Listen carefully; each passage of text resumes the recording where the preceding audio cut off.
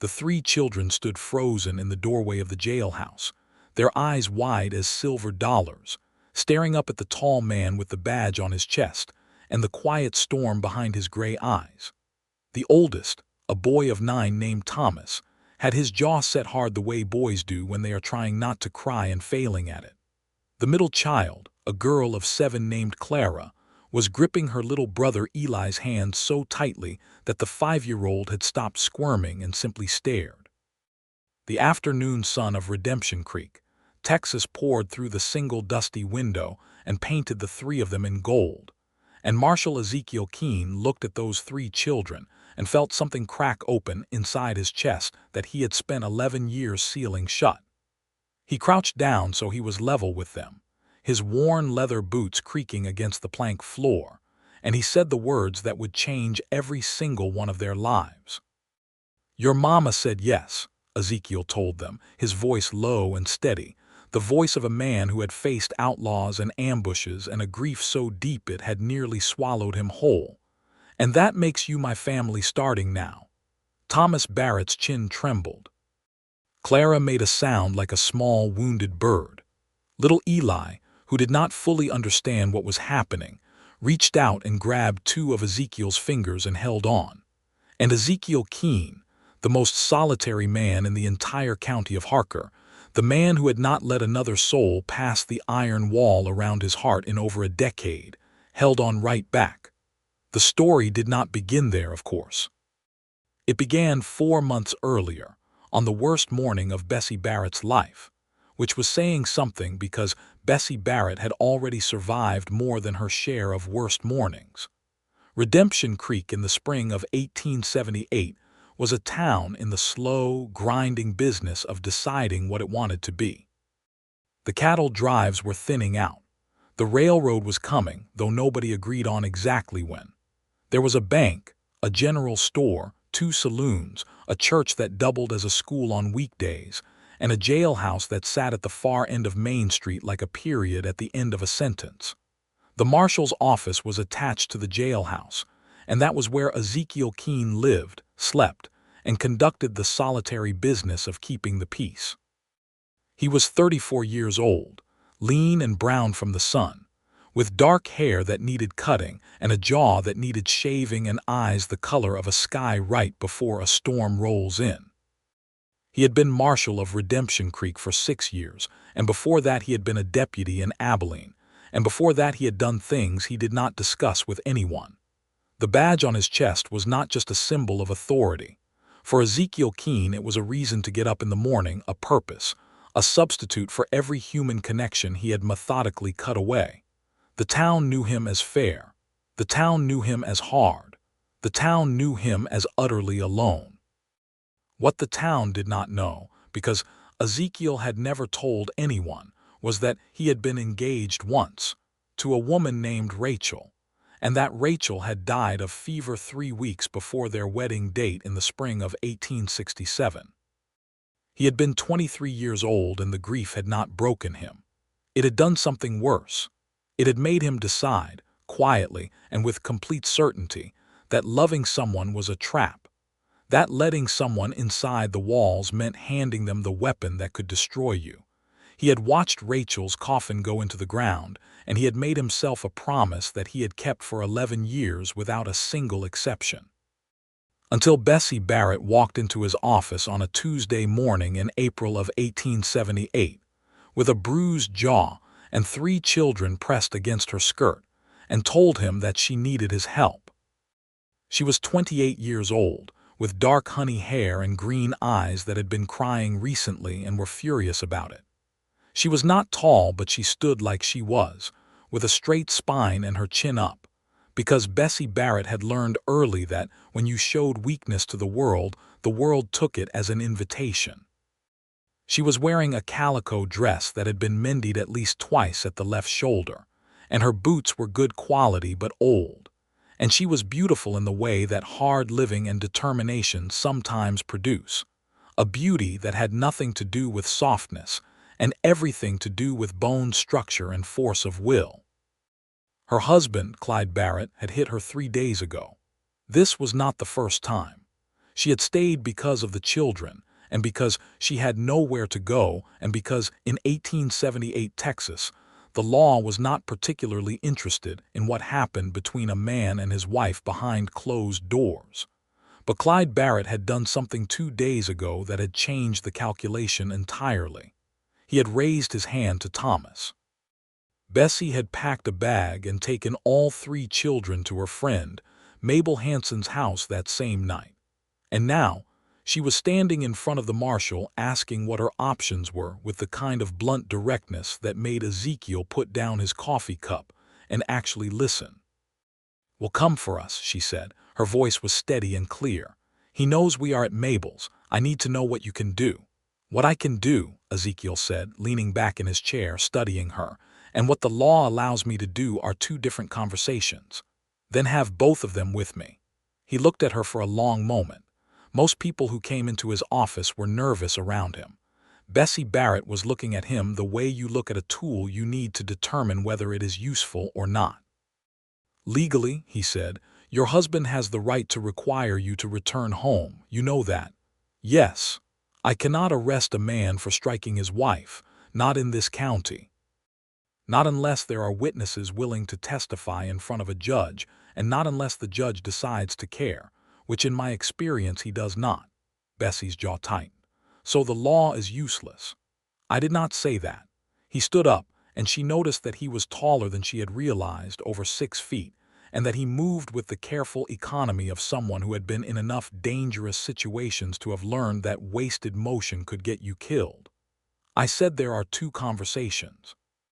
The first one is what the law allows. The second one is what I can do."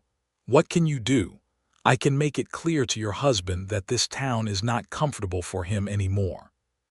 I can make him aware that any further incidents will be documented and brought before a circuit judge, whether the county sheriff likes it or not. I can make arrangements for you and your children to stay somewhere other than Mabel Hanson's house, because that will be the first place he looks." He paused. "And I can tell him personally that I am watching." Something shifted in Bessie's eyes. Not softness, not gratitude exactly, but a recalibration, the way you recalibrate when you have been prepared for disappointment and something different has arrived instead. "Why would you do that?" she asked. "You do not know me." "I know Clyde Barrett," Ezekiel said. "And I know what a man who hits his woman and then starts on the children is building toward. I have seen it before. I would rather stop it before it becomes something I am writing in a report." She studied him for another moment with those green eyes that missed nothing. Then she said, "All right." That was the beginning. What neither of them anticipated was how quickly the situation would escalate, because Clyde Barrett was not a man who accepted being told no, and he was certainly not a man who was going to accept the interference of Ezekiel Keene, who he had resented for years on the specific and private grounds that his wife had looked at the marshal once, at a town social 2 years ago, and Clyde had seen it and never forgotten it. Clyde Barrett came to the jailhouse the very next morning. He was a large man, red-faced, with the permanent squint of someone who spent too much time looking for grievances in other people's behavior. He had a foreman's swagger and a bully's instinct for finding the right amount of threat to apply without crossing the line into something that would bring consequences down on himself. He found Ezekiel on the porch of the jailhouse, drinking coffee, watching the street. "My wife is at your deputy's boarding house," Clyde said, not bothering with a greeting. "I want her home." "Good morning to you too, Barrett," Ezekiel said. "Don't play games with me, Keene. She is my wife and those are my children and I have the right." "You have a lot of rights," Ezekiel agreed pleasantly. He did not stand up. He kept his voice friendly and easy, and his eyes were doing something that was not friendly or easy at all, something that most men found deeply uncomfortable to be on the receiving end of. "You also have the right to get back on your horse and ride out to your ranch, and I would strongly recommend you exercise that particular right this morning." Clyde's face went a dangerous shade of red. "Are you threatening me?" "No," Ezekiel said. "I am giving you information. Bessie Barrett has come to me with certain allegations. I am looking into those allegations. While I am looking into them, she and her children are staying in town, and that is the end of the conversation. She is my wife. She is a citizen of this county, Ezekiel said, his voice hardening just slightly, just enough, and she is under my protection. You should probably think very carefully about what that means before you make any decisions you cannot take back. Clyde Barrett stared at him for a long time. Then he spat on the ground, yanked his horse's reins, and rode away. But his back was rigid and his hands were white on the leather, and Ezekiel watched him go and felt the specific unease of a man who knows he has postponed a problem rather than solved it. He spent the rest of that day making arrangements. He moved Bessie and the children to the home of his deputy's widowed mother, a formidable woman named Mrs. Agnes Reed, who had survived a Comanche raid and 2 husbands, and was not afraid of anything that walked on 2 legs. He also, quietly, began the paperwork that would allow him to bring the situation before the circuit judge when Judge Harlan came through Redemption Creek the following month. He did not go to see Bessie that afternoon. He told himself that was because he was busy. He was not busy. He was maintaining distance, which was a habit with him, like keeping a certain number of steps between himself and a snake he was not yet sure was venomous. But the next morning he found himself walking down Oak Street toward Agnes Reed's house with no specific plan, and a fresh cup of coffee in his hand that he had absolutely not poured for any reason related to the woman inside. Bessie was in the kitchen with Agnes, the 3 children at the table eating cornbread and honey, and when she looked up and saw him in the doorway she did not look surprised. She looked like she had been expecting him and was not sure whether to be relieved or suspicious. "Marshal," she said. "Mrs. Barrett." He looked at the children. Thomas was watching him with the measuring look of a boy who has learned that adult men are something to be assessed rather than trusted automatically. Clara was smiling at him with the uncomplicated warmth of a 7-year-old who has not yet learned to be cautious. Little Eli was concentrating on his cornbread with the total focus only small children can bring to food. "How are you settling in?" he asked. "Agnes has been very kind," Bessie said. "Good." He stood there for a moment in the doorway, aware that he had come here with no good official reason, and that both Bessie and Agnes knew it. Agnes Reed was grinning into her coffee cup.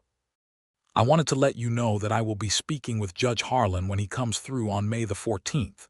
In the meantime, the situation with your husband is stable." "Stable," Bessie repeated. There was something in the way she said it, not bitter exactly, but knowing, the way people say a word when they are aware of the gap between the word and the reality it is supposed to describe. "As stable as I can make it," he amended. She looked at him steadily. "Thank you," she said, and she meant it. He could tell she was not a woman who said things she did not mean. He found excuses to come back. Over the following 2 weeks, he told himself each time that he had official business. There was the matter of the documentation he needed Bessie to sign. There was the follow-up about whether she had experienced any further contact with Clyde. There was the question of whether Agnes needed anything for the children's keep, which was a town matter, obviously, because a marshal had a responsibility to citizens under his protection. Agnes Reed watched him with those sharp, amused eyes and said nothing, because Agnes was a woman of great wisdom who understood that pointing out certain things to certain men was counterproductive.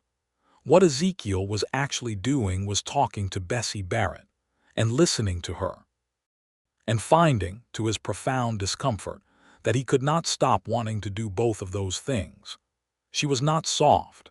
She was not easy. She had opinions about everything from the cattle industry to the treatment of the Comanche who had been displaced into increasingly smaller territories by the same westward expansion that had built Redemption Creek. She was funny in a dry, quiet way that surprised him every time, because she would say something devastating about the nature of human foolishness with such a straight face that he would laugh before he registered that he was doing it, and then look away as if he could retract the reaction. She was also, he observed, a magnificent mother. The way she was with her children was completely different from the way she was with adults. With adults she was guarded, direct, a little sharp. With Thomas and Clara and Eli, she was warm and patient and present in a way that seemed to come from some deep, bottomless well of love that the hard life and the terrible marriage had not been able to touch. She read to them every evening. She answered Eli's relentless questions about everything with genuine engagement. She helped Thomas with the arithmetic lessons he was getting at the church school without making him feel stupid when he struggled. She braided Clara's hair every morning with a focus and tenderness that Ezekiel caught himself watching once from across the room, with something happening in his chest that felt very much like the specific and terrible emotion he had been avoiding for 11 years. He stopped walking toward Agnes Reed's house one evening about 3 weeks into the arrangement, stood in the middle of Oak Street in the cooling dark, and had a very honest conversation with himself. He was falling in love with Bessie Barrett. The recognition hit him like a fist to the sternum. He stood there for a full minute, breathing the night air of Redemption Creek and cataloging the evidence and finding that there was simply too much of it to argue with. The way he looked for reasons to see her. The way his day felt different after he had. The fact that he had laughed, genuinely and without armor, 3 times in the past 2 weeks, more than he had in the previous 2 years combined. The way her face appeared in his mind when he was trying to concentrate on something else. The way he had woken up last Thursday from a dream in which he and Bessie and the 3 children had been sitting on a porch somewhere, just sitting, and the simplicity of it had been so achingly good that he had not wanted to open his eyes. He was falling in love with Bessie Barrett, and Bessie Barrett was in the middle of a dangerous situation involving her violent husband, and she had not given him any indication that she felt anything for him beyond gratitude and a provisional trust. And even if she did, she had 3 children and a complicated life, and he had made himself a promise 11 years ago. He turned around and went back to the jailhouse and did not sleep for a long time. Clyde Barrett had not been idle during those 3 weeks. He had hired a lawyer from Waco, a slick man named Dillard who specialized in exactly the kind of legal harassment that kept judges from seeing the actual injustice at the center of a case. Dillard had filed a writ demanding Bessie's return. He had also, more troublingly, started a rumor in town about Bessie's character, the specific kind of dark and baseless rumor that men used against women when they wanted to destroy them from a safe distance. Bessie found out about the rumor on a Wednesday morning, and she came to find Ezekiel with that straight spine and that raised chin and eyes that were absolutely not going to cry. "He is saying," she told him, her voice entirely even, "that I left because I have been conducting myself improperly with you." Ezekiel felt a cold anger settle into him like iron.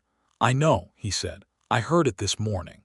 "What do? We ignore it," he said, "because there is nothing to address, and I make it clear to anyone who repeats it in my presence that I consider it slander and I will treat it accordingly."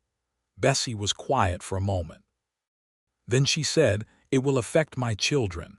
The other children at the school are already saying things to Thomas." The cold anger in Ezekiel's chest got colder and harder. "I will speak with Mrs. Calloway at the school." Ezekiel. It was the first time she had used his name. They both noticed it at the same moment. She did not correct it. He did not say anything about it. This is not going to stop. Clyde Barrett is not a man who lets go of things. He will make the next 6 months, however long it takes for the judge to make any kind of ruling, as miserable as possible for me and for anyone who helps me. I know that. Then you should understand what I am asking when I say, are you certain you want to keep being involved? He looked at her for a long moment. She was looking back at him with those green eyes and that straight-back dignity, and what he saw behind both of those things, just barely visible, was fear. Not of him, not even of Clyde, but of being a burden, of watching someone she had started to depend on decide that the cost was too high and step back. "I am not leaving," he said. His voice came out with a certainty that surprised even him, a bedrock quality, unmovable. "I told you that you were under my protection. That is not a conditional statement." Something moved in her eyes. something that looked very much like the specific softening of a woman who has been holding herself very hard and rigid for a very long time and has just been given a small, clean reason to relax. She looked away first. "All right," she said. "Thank you, Bessie." Now he was using her name too. She looked back. "The judge gets to Redemption Creek in 2 weeks. Until then I need you to stay close. If Clyde Barrett makes any move, any approach, any communication, I need to know immediately." "I understand. I also need you to consider," he started again. "I need you to consider whether there is anyone else, family, another town, anywhere you would want to go if the judge's ruling does not go in your favor. Not because I expect that, but because I want you to have options." She was quiet for a moment. "My mother is in Galveston," she said finally, "but she is old and not well. I do not want to bring this trouble to her door." She paused. "There is no one else. Redemption Creek is where my children were born. It is where Thomas's friends are, where Clara has started learning her letters. I do not want to run, Ezekiel. I want to be able to stay." "Then we make it so you can stay," he said. He rode out to the Barrett ranch that afternoon. He found Clyde in the yard, and the conversation was brief and contained and carried within it the absolute clarity of 2 men who understood each other without any need for embellishment. Ezekiel told Clyde that the rumor needed to stop. Clyde told Ezekiel to mind his own business. Ezekiel told Clyde that Bessie Barrett and her children were very much his business, and that any further action against her reputation would be documented and added to the file he was building for Judge Harlan.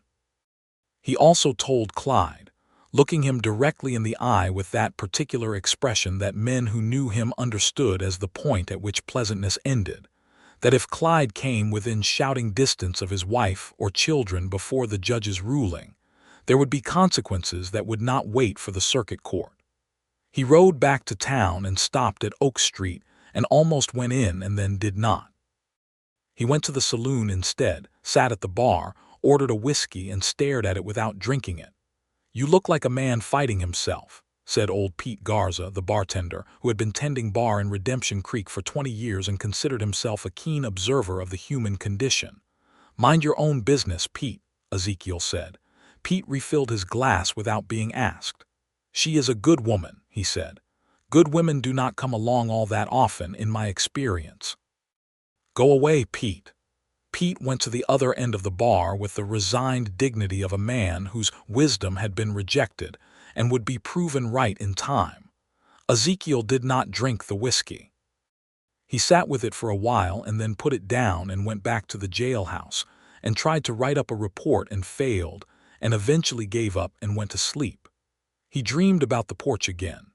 The days between that conversation and Judge Harlan's arrival were a kind of slow, mounting tension that Ezekiel felt in every part of himself.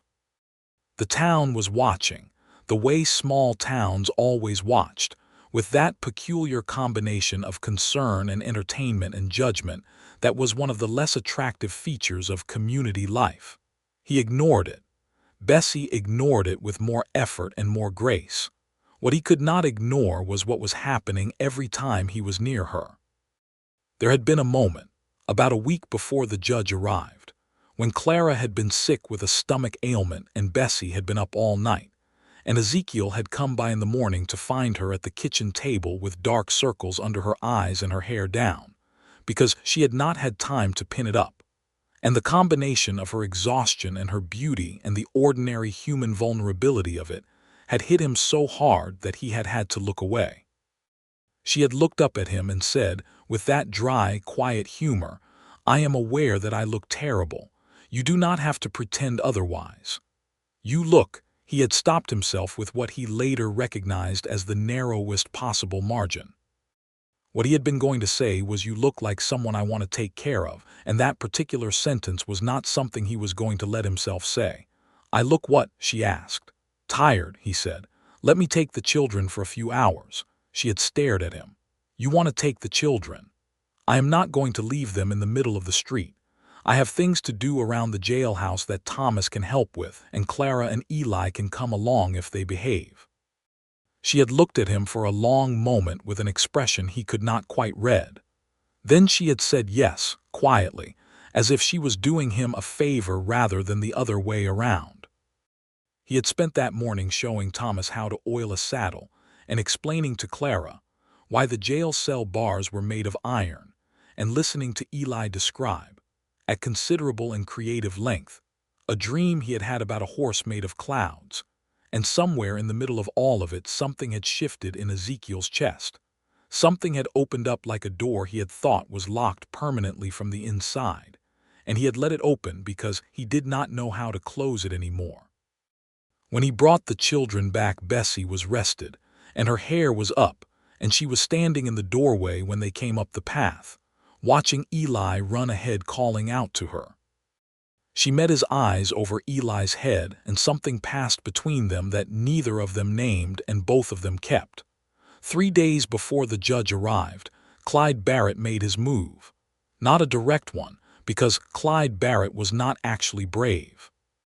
He sent 2 of his ranch hands into town on a Saturday night with instructions that were not written down and could not be proven, and those 2 men got very drunk at the second saloon and started a fight that ended with them shouting things about Bessie Barrett that were loud enough to carry into the street. Ezekiel was there before the echoes died. He arrested both men for public disturbance and disorderly conduct, locked them in the jail cells, and wrote everything down. He also sent his deputy to fetch the town doctor as a witness to the state of the men and to record their statements. And those statements, made in the blurry aftermath of a lot of whiskey, contained enough implicit connection to Clyde Barrett to be very useful in front of a judge. He went to tell Bessie what had happened and found her standing at Agnes Reed's gate in the dark, waiting for him because she had heard the noise and known instinctively what it was. "Is it done?" she asked. "The men are in custody. The document I needed is stronger now." He paused. "Is getting desperate. That means he is scared. Judge Harlan arriving on the 14th is the event he is afraid of." She looked up at the sky, a clear Texas night with more stars than sky, and let out a slow breath. "And if the judge rules against me, he will not. You cannot know that. I know that I have built a file that any circuit judge with an ounce of sense will take seriously," he said. "I know that I have 2 men in my cells whose testimony, even unwillingly, supports what you have told me. And I know," he said, his voice dropping slightly, "that I will not let this end badly for you." She turned to look at him. They were standing close, closer than was official or proper, and the night was warm and the stars were very present, and she was looking at him in a way that made it very difficult to remember all of the very good reasons he had decided not to feel things. "Why?" she asked, very quietly. He should have said something about duty, about the marshal's obligation to the citizens of the town, about his professional responsibility to see the case through.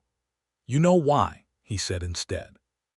The silence that followed was not empty. It was full of things that both of them were aware of, and neither of them was ready to put into words yet. Finally, Bessie looked away, back at the stars. "There is so much between here and anything," she said softly. "I know," he said. "I have 3 children. My life is not simple." "I am not asking for simple," he said. "I am not asking for anything right now. I am just telling you." She was quiet for a long time. Then she said, "All right." It was the second time she had said it to him in that particular way, with that particular weight, and each time it felt like something being added to a structure that was slowly becoming strong enough to bear weight. He went home that night, and for the first time in 11 years he did not fight the feeling. He just let it be there, enormous and terrifying and alive, and eventually he slept.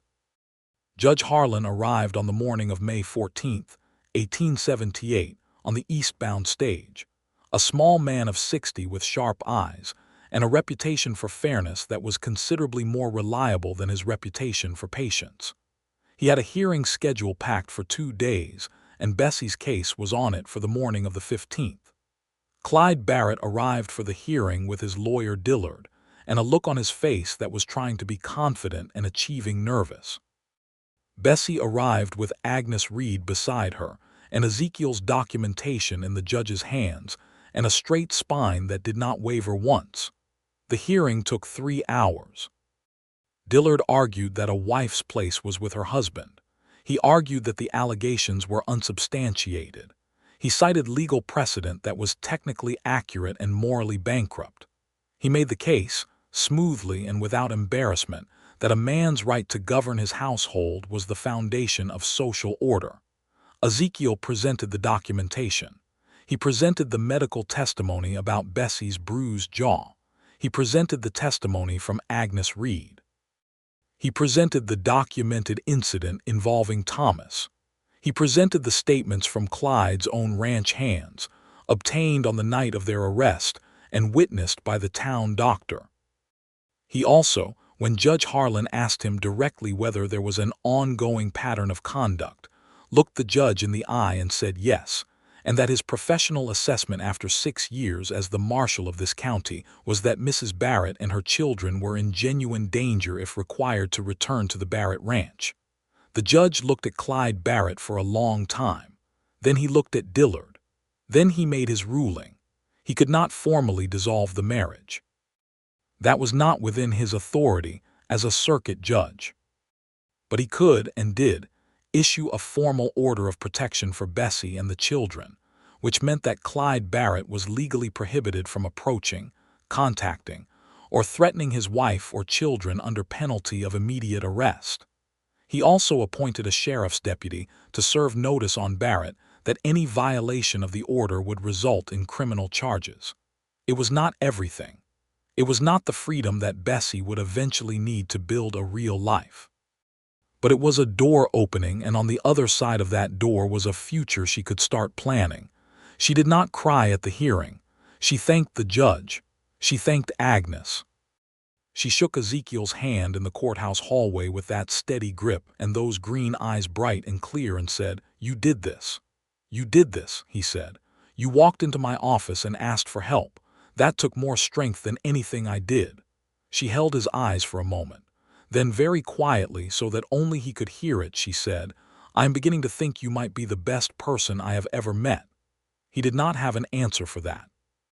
He stood there in the courthouse hallway with his hat in his hands and felt the truth of what he felt for her so completely and so entirely that it was not frightening anymore. It was simply real. The weeks that followed were a strange and lovely period that Ezekiel would look back on for the rest of his life with a specific kind of warmth. The crisis was not entirely over, because Clyde Barrett was still in the county and still angry and still capable of making trouble. But the protection order had teeth, and Ezekiel had made sure every man in the county understood that he would use those teeth without hesitation. Bessie and the children stayed at Agnes Reed's house through May and into June, and Ezekiel came by every day, sometimes with a specific reason and sometimes with no pretense of one. And gradually, organically, with the slow inevitability of a river finding its course, something built itself between them that was too strong and too honest to require any dramatic declaration. He helped Thomas with the mathematics that the boy was struggling with after school. He taught Clara to whistle, which she practiced so enthusiastically and poorly for several days that Agnes Reed threatened to move to New Mexico. He found a wooden horse in the general store and left it on the doorstep for Eli without a note, and somehow everyone knew it was from him and nobody said so. He and Bessie talked every evening on Agnes Reed's porch while the children were inside, long conversations that ranged from the pragmatic to the personal, about the future of Redemption Creek and the state of the cattle industry, and the injustice of a legal system that had been built without women's interests in mind, and about his years in Abilene, and his reasons for coming to Redemption Creek, and hers for arriving there with a young husband who turned out to be a man with a dark secret that he had hidden very well until after the wedding. One evening in late June, she asked him about Rachel. She had heard something from Agnes, she said, and she wanted to know if she was allowed to ask. He was quiet for a moment. The evening star was out. The children were audible inside through the thin walls of the house, Thomas and Clara arguing with the specific persistence of siblings, Eli's clear little voice asking them both to stop. "She was my fiancée," he said. "She died of fever in '67, 3 weeks before we were to be married." "I am so sorry," Bessie said.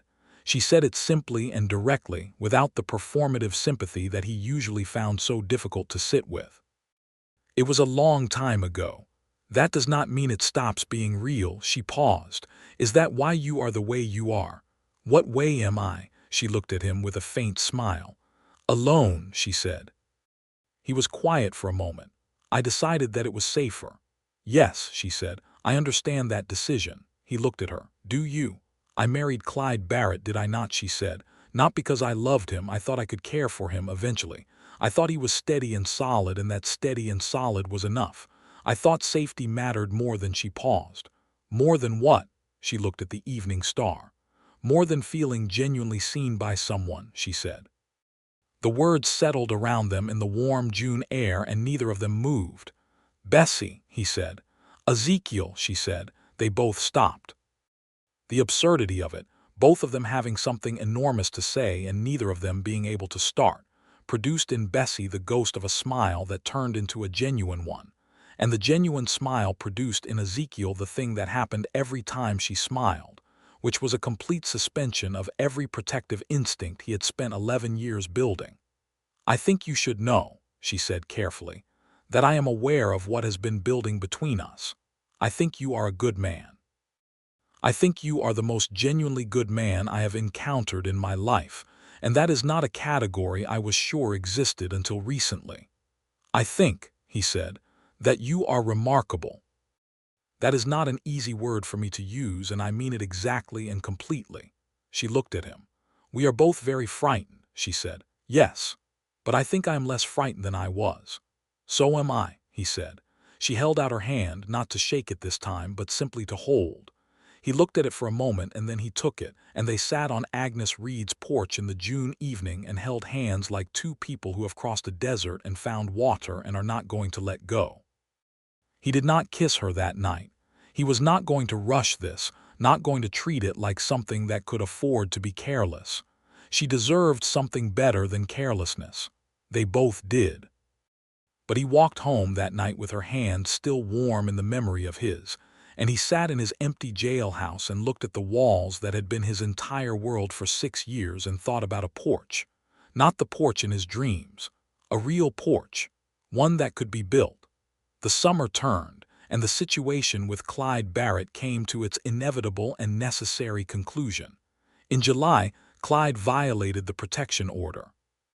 He had been drinking, and he rode to Agnes Reed's house late one evening, and stood in the street and shouted things that woke the whole block and frightened the children and sent Bessie inside with the children and Agnes to the back of the house while Ezekiel, who had been alerted by a neighbor, arrived and arrested Clyde Barrett without ceremony or drama. Clyde spent 2 nights in the jail cells. He was brought before Judge Harlan when the circuit judge came through again in August. This time, the ruling was more concrete. The formal separation that Clyde's lawyer had been arguing against was granted. The terms were clear. Bessie and the children remained in Redemption Creek. Clyde retained the ranch on the condition that he remained on it and stayed away from his estranged family. The lawyer Dillard, apparently deciding that the odds had shifted beyond his ability to improve them, took his fee and returned to Waco. It was over. Not in the sense that life was suddenly easy or uncomplicated or free of consequence. Bessie still needed to find permanent housing and a source of income. The protection order remained necessary and was going to remain necessary for the foreseeable future. There were people in town who still looked at her sideways, because the rumor Clyde had spread had stuck with the people who liked sticky rumors. These were real problems, and they did not disappear because a judge had signed a piece of paper. But the immediate threat was gone. The dark cloud that had been hanging over every day since she had walked into Ezekiel's office had lifted, and what was left was the specific, quiet, ordinary freedom of being able to make plans. She found work at the general store, 3 days a week, because the owner's wife was expecting and needed help with the accounts. Agnes Reed, who had become genuinely attached to all 3 children and was not going to pretend otherwise, offered to watch them on those days. The arrangement was practical and warm and felt, for the first time in years, like something sustainable. Ezekiel came by every day. He was not hiding it anymore. On an evening in late August, the hottest part of the Texas summer finally breaking into something bearable, they were sitting on Agnes's porch again, and Clara had fallen asleep in Bessie's lap, and Thomas and Eli were doing something complicated and loud with a set of carved wooden blocks in the yard. And Ezekiel was watching all of it with the look he got sometimes. The look that he did not know was visible. That was part wonder and part longing and part something that only had one name. Bessie was watching him watch them. "You are good with them," she said softly. "They are good children." "They are," she paused. "Thomas has started asking about you. He asked me last week what you were to us." Ezekiel turned to look at her. "What did you tell him?" "I told him that you were a friend," she said. "And I watched him think about that for a while, and then he said he does not feel like just a friend." She was quiet for a moment. "He is 9 years old, and he is already more perceptive than most adults I know." Ezekiel was quiet. "He is right," she said. "Bessie, I am not asking you to make any decisions right now," she said. "I am just telling you what Thomas said.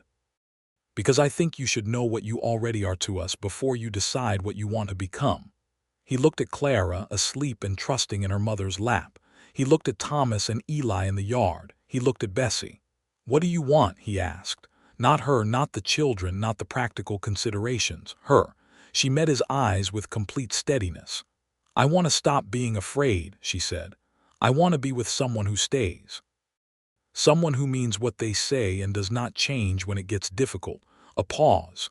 "I think you are that person. I have thought so for a while now." "I have not been with anyone in 11 years, he said, not as a warning, as an honest accounting. "I know," she did not look away. "I think there are things about loving someone that are like riding a horse. You do not forget how, even if you have not done it in a long time." He let out a breath that was not quite a laugh and not quite something more than that. "Is that your professional opinion?" she smiled, and it was the smile that unmade him completely every time, warm and dry and entirely itself. "It is my considered view," she said. He looked at her for a long time. Clara shifted in her sleep. The sounds of Thomas and Eli in the yard were good sounds, the sounds of children being alive and careless in the evening air. "I love you," he said. He said it quietly, without any dramatic architecture around it, the way you state a fact that you have verified and found to be true. "I have been trying not to for about 4 months, and I have failed at it completely. I am not sorry about failing." Bessie's eyes were very bright. "I love you too," she said. "I have been less surprised about it than you have, I think." "That is entirely probable." He leaned toward her slowly, giving her every opportunity to change the terms, and she did not. And he kissed her gently, carefully, with all of the 11 years of stored tenderness, and all of the 4 months of specific and irreplaceable love for this specific and irreplaceable woman behind it. And she kissed him back, and Clara slept through it. And in the yard, Thomas stopped what he was doing and looked at them, and then looked away with a small, private, enormously relieved smile that he would have died before admitting to. August became September, and September began to think about becoming October, and the question of what came next became both more exciting and more complicated in the way that all genuine things are complicated. Ezekiel lived in the jailhouse. That was not a permanent arrangement for a family. Agnes Reed was magnificent and generous and completely serious when she said she wanted the children to stay forever, but Bessie needed her own space, her own 4 walls, her own kitchen. He was also, in the privacy of his own considerable internal landscape, thinking about a different question, a permanent question. The kind that came with a ring and a ceremony and a formal, legal, irreversible declaration.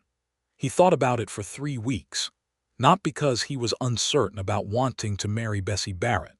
He was completely certain about that, with the same bedrock certainty with which he had been certain 11 years ago that he would never let this happen again. And the irony of that was not lost on him, but he found he did not particularly mind it. He thought about it because he wanted to do it right, and doing it right meant thinking about the children. He had a conversation with Thomas first.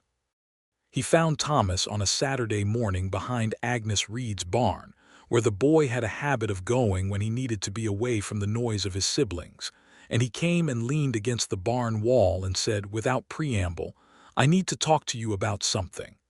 Thomas looked up with those measuring eyes. "About my mama," he said. "Yes." Thomas was quiet for a moment. He was 9, but he carried himself with the gravity of someone who had shouldered more than his share and learned to hold it without complaining. He had Bessie's straight spine and her green eyes, and a stubbornness that Ezekiel had come to recognize as the Barrett family inheritance. "You care about her," Thomas said. "More than I can properly explain," Ezekiel said. "You are good to her and to Eli and Clara." "I am trying to be." Thomas looked at the ground for a moment, pulling at a piece of dry grass. Then he looked up. "My father hit her," he said, not as an accusation, not as information that needed transmitting, but as a fact he was placing carefully on the table between them. "He hit me too, that one time. I want you to know that I know the difference between what he was and what you are." Ezekiel looked at this 9-year-old boy who should not have had to know that difference and felt the cold anger and the warm protectiveness simultaneously, in a combination that was very specifically the feeling of a father, not biological, not acquired by accident, but chosen with complete intention. "I want to ask your mother to marry me," Ezekiel said. "I wanted to tell you before I asked her. I think you should know what I intend." Thomas stared at him. For a long moment he did not say anything. Then, "What about us, Eli and Clara and me?" "You would be mine," Ezekiel said simply. "All 3 of you. That is not a second consideration. That is part of the same answer." Thomas pulled another piece of grass. His jaw was tight in that particular way. "I have not had a good example of what a father is supposed to be," he said carefully. "I know," Ezekiel said. "I have not had a family in a long time. We are both learning." He paused. "But I am not leaving, that I can promise you, without any condition attached." Thomas was quiet for a very long time. Then he stood up, dusted off his pants, and said, "You should ask her." Ezekiel had to take a moment before he could respond. "Thank you, Thomas." Thomas nodded, with the dignity of a boy conducting very serious business, and walked back toward the house. He asked Bessie on a Sunday evening after the children were inside, with the stars coming out and the crickets starting up their evening conversation and Redemption Creek settling around them into its nighttime self. He had a ring that had belonged to his grandmother, a simple gold band that he had carried in his pocket for 11 years for reasons he had never examined before now. He took it out and he held it and he said, "Bessie Barrett, I am asking you to marry me. I am asking you to let me be the person who stays. I am asking you to let those 3 children and there be mine in every way that matters, and I am asking you to build something with me that neither of us expected and that I believe is the best thing that has ever happened to me." Bessie looked at the ring. She looked at him. Her green eyes were doing everything at once, and for a moment she simply breathed and he waited. "Yes," she said. "Yes, Ezekiel, I would be honored."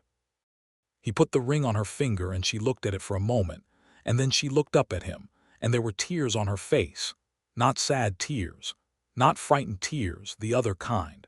The kind that come from something you have wanted for so long that, when it arrives, you did not realize you were still bracing for its absence. He wiped them away gently with his thumb, and she laughed a little at herself and leaned her forehead against his, and they stood there in the September evening holding the future. The next morning he told the children. All 3 of them were at the kitchen table at breakfast. Bessie was at the stove, watching. She had wanted him to be the one to tell them, and he had understood why. It mattered how it was told. It mattered who told it. Ezekiel stood in front of the 3 of them and he said the words that he had been thinking about for days, the words that needed to be exactly right, and what came out was very simple and from the absolute center of what was true. "Your mama said yes," he told them, "and that makes you my family starting now." Clara burst into tears of pure joy and launched herself at him with the complete and unself-conscious force of a 7-year-old who has made up her mind. and he caught her and held her and looked at Thomas over her head. Thomas was working hard on his face and failing, and finally gave up and let himself smile. A wide, real, unguarded smile that completely changed his face and showed the boy underneath the gravity. Eli looked at the ring on his mother's hand and looked at Ezekiel and said, with perfect 5-year-old practicality, "Does this mean you will live here?" "Better than that," Ezekiel said, his voice not entirely steady. "We are going to get a house. A real house with a porch and enough rooms for all of you." Eli considered this. "Can I have a dog?" Bessie made a sound from the stove that was trying to be disapproval and was actually mostly laughter. "We will discuss the dog," Ezekiel said. "He said we would discuss it," Thomas told Eli in an undertone that was entirely audible. "That means yes eventually." Ezekiel caught Bessie's eyes across the kitchen, and what passed between them in that moment was everything. The full weight of what they were building, the joy of it, and the responsibility of it, and the profound, uncomplicated rightness of it. And she was smiling at him the way she smiled when it was real and unguarded and completely hers, and he felt it land in the center of his chest and stay there. They were married in October, in the church that doubled as a school on weekdays, on a Saturday morning with the whole of Redemption Creek invited and most of it attending, because a wedding was a good reason to put down work, and because the Marshal getting married was an event that the town had not anticipated and was going to commemorate at length in every subsequent social gathering for years to come. Agnes Reed sat in the front pew with a handkerchief that she claimed was for the dust and used for something else entirely. Thomas stood beside Ezekiel as a witness, very straight, very serious, in a new shirt that Bessie had made him. Clara was the flower girl and took the responsibility with a solemnity that made the whole church smile. Eli sat with Agnes and was given a hard candy at the precise moment when his attention was about to become a disruption, a piece of tactical brilliance on Agnes's part. Bessie walked in on no one's arm, because there was no one to walk her in, and because she had thought about it and decided that she had arrived here on her own 2 feet, and that was the accurate version of the story. She was wearing a dress of deep blue that Agnes had helped her make, and her dark honey hair was pinned up with small white wildflowers, and she was the most beautiful thing Ezekiel had ever seen in his life, walking toward him down the center aisle of that church with her green eyes steady and her smile, that smile, the real unguarded one, entirely for him. He had written his vows himself, and they were not long, because he was not a man who used more words than necessary, but they were what he meant. He said that he was standing in front of her and her children as a man who had spent 11 years alone by choice, and had been proven wrong about the wisdom of that choice. He said that what he promised was not perfection, because he was not perfect, and neither was she, and the children were certainly not perfect. He said that what he promised was presence and honesty, and the particular kind of steadiness that she had recognized in him, and that he was going to spend the rest of his life justifying. He said that he promised to be the father that Thomas and Clara and Eli deserved. There was not a dry eye in the building by the time he was done, including, briefly, his own, which he dealt with by looking at the ceiling for a moment. Bessie's vows were more direct as she was. She said that she had walked into his office afraid and had found, entirely unexpectedly, someone worth being unafraid for. She said that she was not a woman who used words carelessly, and so when she said she loved him, he should understand that she had tested the sentence from every angle and found it to be completely structurally sound. She said that her children were the best thing she had done with her life, and that she was giving them to him with full confidence that he would understand the weight of what that meant and honor it. He understood. He honored it. He would honor it every day for the rest of his life. The ceremony was followed by a celebration in the street, with tables brought out from the saloon and the hotel, and covered with food that the women of Redemption Creek had been preparing for 3 days, and music from 2 fiddles and a man with a harmonica, and dancing that went into the evening, and would have gone further if Thomas had not fallen asleep leaning against the hitching post outside the general store, which produced a general assessment that it was time for families to go home. Ezekiel carried Thomas to their new house, which he had been working on with 2 carpenters from town since September, a proper house on the north end of Oak Street with 4 bedrooms and a kitchen and a parlor and a porch that faced west so they could watch the sunsets. He carried Thomas upstairs and put him in his room and came back down and found Bessie standing in the kitchen looking at her kitchen, her face doing something quiet and private. "All right?" he asked. She turned to look at him. "It is mine," she said softly. "The whole house is mine. Ours." She paused. "I have not had something that was mine in a very long time."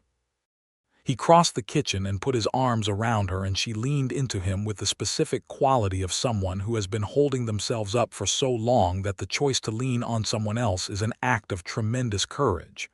"It is yours," he said, "everything in it." She tilted her head up to look at him. "Including you. Especially me," he said.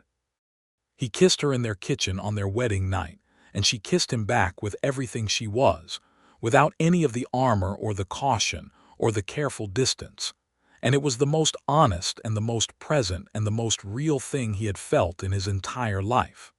The winter of 1878 going into 1879 was a good winter. There were difficulties, because there are always difficulties, the town's opinion slowly finishing its process of sorting out who approved of the situation and who did not, which mattered less and less as the weeks passed, and the actual visible evidence of a family that was working, a family that was genuine and warm and real, became undeniable. Clyde Barrett stayed on his ranch.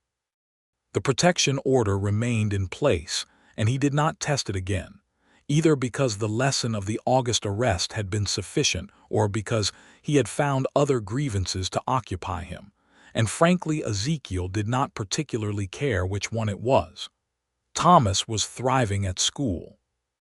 He had his mother's intelligence and something of Ezekiel's steadiness, and he was one of those children who, once the anxiety of an unsafe home has been removed, unfolds with a remarkable speed into the person they were always going to be. He and Ezekiel had developed a habit of working on arithmetic together in the evenings, which had gradually expanded into natural philosophy and the occasional geography. And Ezekiel had realized that educating Thomas was one of the most genuinely rewarding things he had ever done in his life.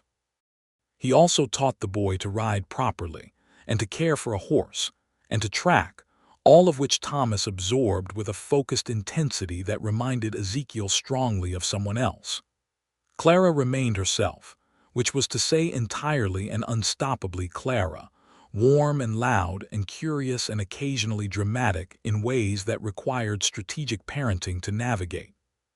She had attached herself to Ezekiel with the complete confidence of a child who has decided that this is her person and that is that, and she called him Papa before anyone had suggested she should, and then looked at everyone as if daring them to find a problem with it.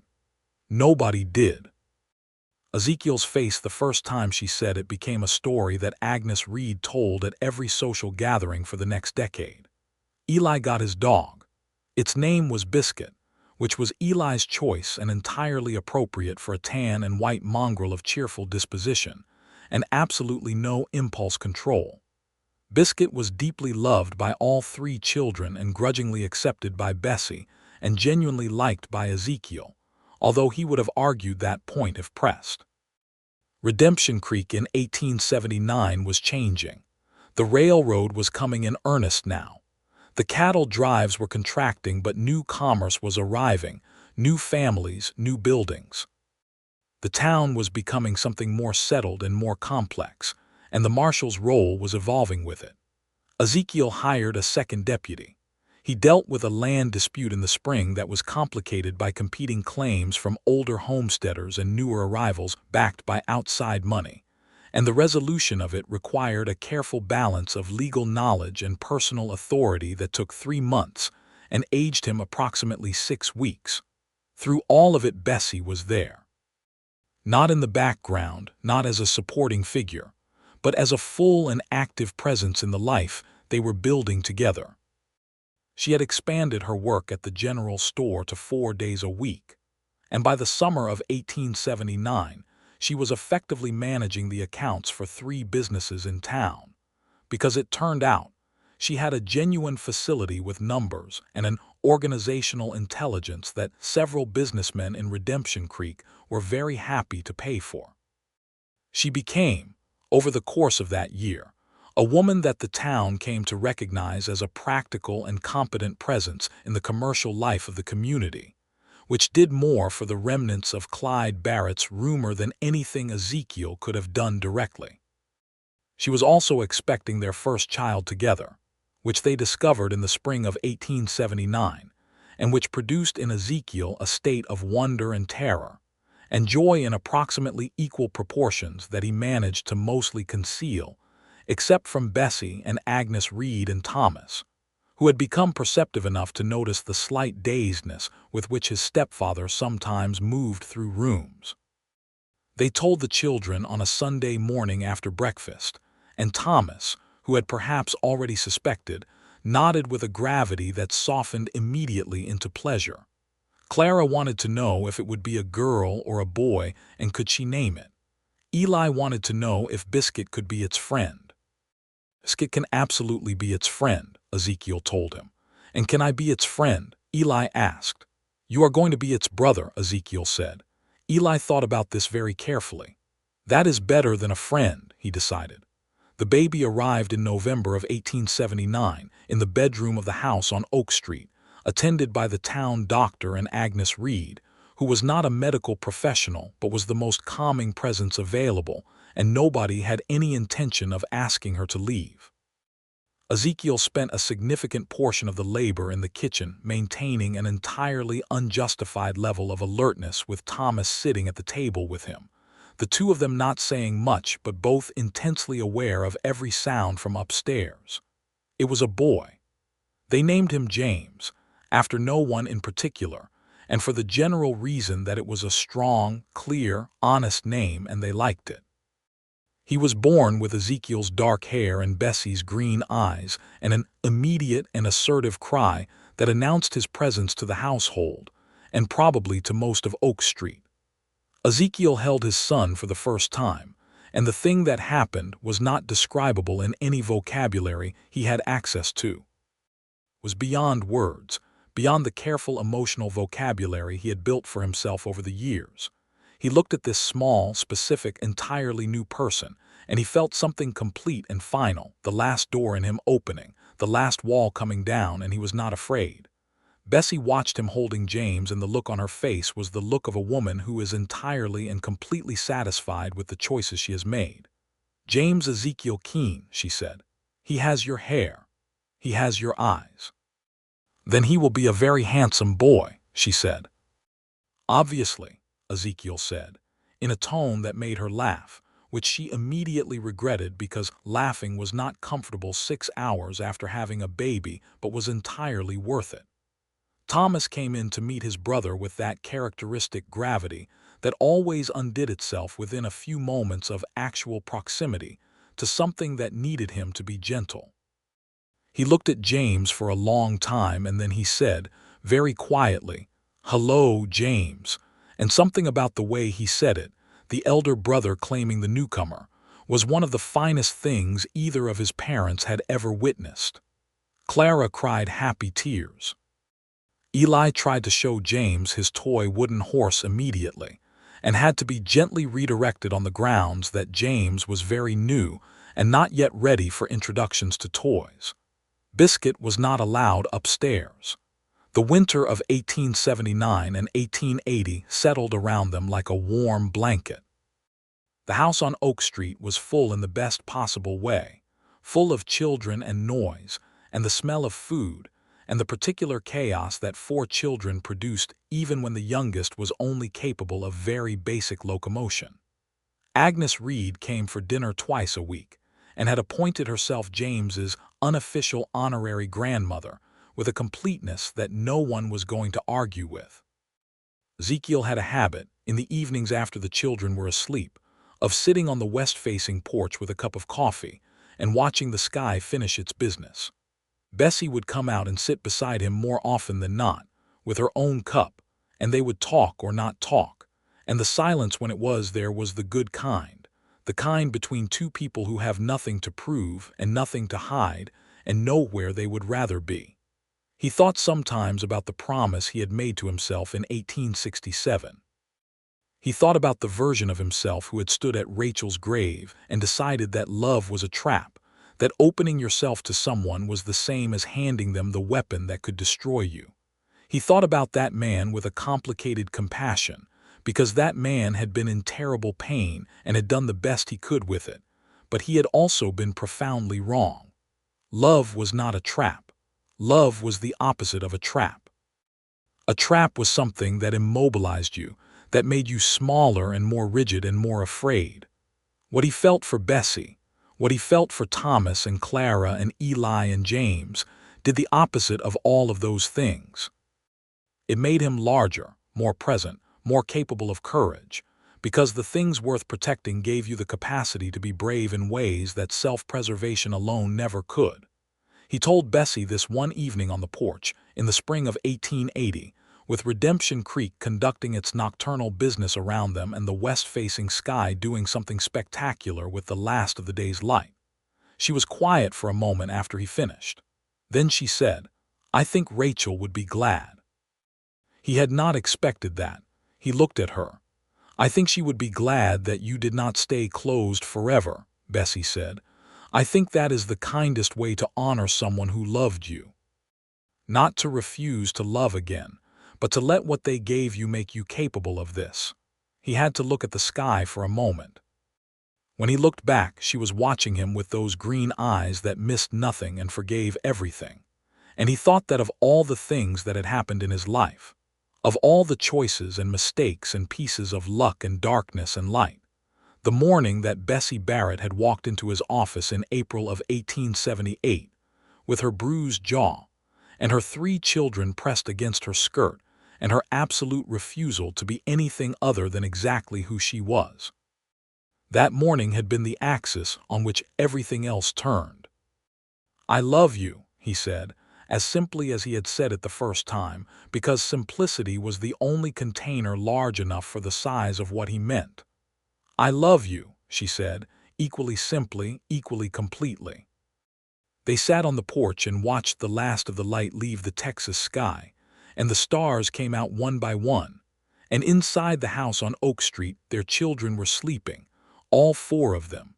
Thomas with his gravity and his green eyes and his growing knowledge of the world, Clara with her warmth and her unstoppable self, Eli with his questions and his generous heart, and baby James who had Ezekiel's hair and Bessie's eyes, and a whole life stretched out in front of him into a future that neither of his parents could fully imagine, but that both of them were committed to making as good as they could make it.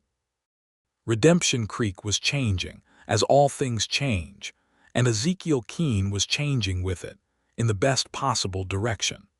The solitary marshal who had walked his own walls for 11 years had discovered, at 34, that the life he had been afraid of building was the only one worth having. The years that followed were good ones, full of the ordinary texture of a life genuinely lived, the seasonal rhythms of a working town, the festivals and the droughts and the disputes and the celebrations. Thomas growing into a young man of serious intelligence who showed a considerable aptitude for the law, and who at 16 began to spend afternoons in the marshal's office in a way that made Ezekiel very quietly proud. Clara growing into a young woman with her mother's force of will and her own particular social intelligence, the kind of person a community organized itself around without quite knowing how it had happened. Eli, curious and funny and full of his own specific light, who turned out to have a remarkable facility with animals and spent most of his childhood in the company of every creature within a 3-mile radius, much to Biscuit's philosophical acceptance. James growing from that emphatic, dark-haired infant into a sturdy, cheerful boy with strong opinions and no fear of expressing them, who at 3 announced that he wanted to be a marshal like his papa, and at 4 announced that he wanted to be a horse, and at 5 settled back on the marshal idea with a consistency that was both endearing and slightly uncanny. In the spring of 1882, Bessie told Ezekiel that James was going to have company. They were sitting at the kitchen table after supper, the children in various states of preparing for bed, and she said it the way she said important things, simply and directly, watching his face. He looked at her for a moment. Then he smiled, the real smile, the one that he had not known how to produce for 11 years before she arrived, and he reached across the table and took her hand. "Are you well?" he asked. "Very well," she said. "Good." He looked at her hand in his, the ring still on her finger, worn smooth now with the years. "What do you think it will be?" "I think it will be a girl," she said. "I have a feeling." She was right. In November of 1882, in the same bedroom of the same house on Oak Street, with Agnes Reed once again in attendance and Ezekiel once again in the kitchen trying to look less concerned than he was while Thomas sat with him, a girl arrived. She had Bessie's honey hair and Ezekiel's storm gray eyes, and she was beautiful from the first moment, and they named her Rachel. Ezekiel held her in the lamplight of the bedroom and looked at Bessie with an expression that contained everything: grief honored and transformed, love that had refused to die, a future made from the past's deepest pain and most unexpected grace. "Are you certain?" he asked, meaning the name. "She deserves to be remembered," Bessie said. "And she would have been your family too. That is what you told me about love, is it not? That it makes you larger instead of smaller." He looked at his daughter, Rachel Keene, newborn and perfect and entirely herself, and he felt the full weight of everything, all of it at once, and it was not too heavy. It was exactly the right weight for a life that had been fully, completely, irreversibly worth living. Thomas, when he met his new sister, was 17 and trying to maintain appropriate gravitas, which lasted approximately 30 seconds before Rachel grabbed his finger in her tiny hand, and he abandoned the project entirely. Clara cried beautiful tears and immediately began planning Rachel's future social life, with an enthusiasm that was going to require management. Eli told Rachel very earnestly about all of the animals she was going to meet, beginning with Biscuit, who was old now and mostly slept by the fire, but was absolutely going to love her. James looked at Rachel with the thoughtful assessment of a 3-year-old, who is deciding whether this development is an improvement or a complication, and eventually determined that it was an improvement, which he announced to the room with the conviction of someone delivering an official verdict. Ezekiel came out onto the west-facing porch that evening, while Bessie was sleeping, and the children were settled, and Agnes Reed was in the parlor doing what she called keeping watch, which was knitting and periodically listening for anything that needed addressing. He stood on the porch in the November cold with his coat on and his coffee in his hand, and he looked at Redemption Creek going about its night, the lights in the windows, the distant sound from the saloon, the stars over Texas that were the same stars that had been there in 1867, when he made his terrible, understandable, ultimately wrong decision to close himself off from everything worth having. He had lived in this town for 6 years alone before Bessie walked into his office. He had been proud of his self-sufficiency. He had called it strength. He knew now that it had not been strength. It had been the careful management of an enormous fear, and fear was not the same as strength, though they could look similar from certain angles. The door opened behind him and he turned, expecting Agnes, but it was Bessie in her robe and her hair down, quiet-footed and careful in the way of someone who has just had a baby and is not supposed to be up but is up anyway. "You should be in bed," he said. "I know," she agreed, coming to stand beside him. She took the coffee from his hand and drank some of it. He put his arm around her and she leaned into him. "She is beautiful," he said. "She is," Bessie agreed. "I was thinking," he said. He stopped. "Tell me." "I was thinking about how different this is, this life. Everything I thought I did not want because I was afraid of losing it again." He paused, And now I cannot imagine any version of things in which I would have chosen the alternative. The years alone feel very far away." Bessie was quiet for a moment, looking at the stars. "They were not wasted," she said. "They made you who you are. They made you someone worth finding. You are very generous with people who did not deserve it." "You always deserved it," she said. "You just could not see it." He pulled her closer, her shoulder against his, and they stood on the porch of their house on Oak Street in Redemption Creek, Texas, in November of 1882, with 5 children inside and a dog by the fire and a town outside that was becoming something good slowly, the way good things usually became themselves. He had been the most solitary man in the county for 11 years, and he was now the least solitary man he knew. And the transformation had happened entirely because a woman with a bruised jaw and 3 children and the stubborn, magnificent, irresistible force of a life that refused to be extinguished had walked into his office and asked him for help. He had given it. And she had given him something that cost her more than she would ever fully tell him: the decision to trust again, to open the wall again, to believe that not every man was what her first marriage had shown her. They had both been afraid, and they had both chosen courage anyway, and the life on the other side of that choice was standing around them in every direction, warm and real and irreplaceable. The stars were very bright. "Come inside," Bessie said. "You will get cold." "In a minute," he said. She took his hand and they stood there for a little while longer, which was the right decision, and then they went inside to their family, which was the only place either of them would ever want to be. Redemption Creek remembered the solitary Marshal. Eventually, only in the context of the life he had built after he stopped being solitary. The badge on his chest stayed on for 12 more years, and he served the town with the same fairness and the same resolve. But everyone who knew him knew that the true measure of Ezekiel Keene was not the cases he had solved, or the outlaws he had brought in, or the order he had kept. It was the look on his face the morning he walked into Agnes Reed's kitchen and crouched down to be level with 3 children who needed something to hold onto. It was the voice, low and steady and absolutely certain, that had said the words that built a family from the wreckage of a hidden motive and a betrayal and a forced choice that had not broken a woman the way it was supposed to. "Your mama said yes, and that makes you my family starting now." That was the beginning of the rest of it, the real thing, the life that both of them had been walking toward through all the dark and solitary years, the life that had been waiting at the end of a very long road for 2 people with the courage to arrive at it. And they had arrived, and it was everything, and it was enough, and it was more.